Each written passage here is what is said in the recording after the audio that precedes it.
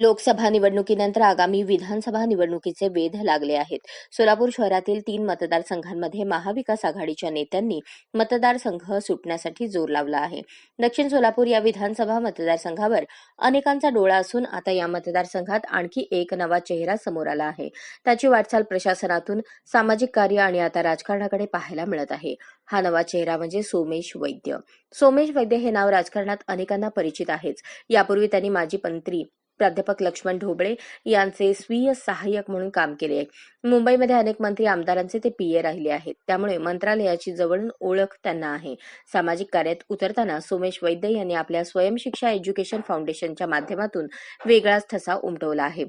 नुकताच त्यांनी सोलापूर शहरात राहणाऱ्या श्रमिक पत्रकारांच्या पाल्यांना शिष्यवृत्तीचे वाटप केले. पत्रकारांच्या पाल्यांसाठी शिष्यवृत्ती देणारी ही पहिलीच संस्था ठरली आहे.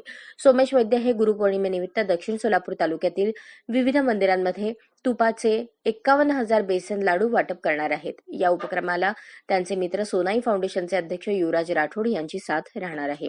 या सामाजिक उपक्रमातून निश्चितच वैद्य हे दक्षिण विधानसभा मतदारसंघात आपली राजकीय मोर्चे बांधणी करत असल्याचे चित्र स्पष्ट होत आहे.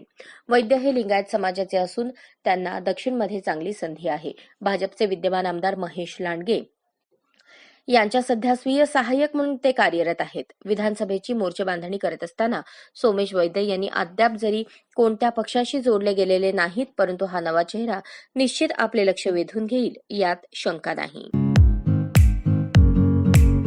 या बातमीपत्राचे प्रायोजक आहेत जय जवान जय किसान सैनिकीय स्कूल, नेहरू नगर, सोलापूर. अशाच नवनवीन अपडेटसाठी जनता राज्य न्यूज चॅनलला सबस्क्राईब करा, लाईक करा आणि शेअर करायला विसरू नका.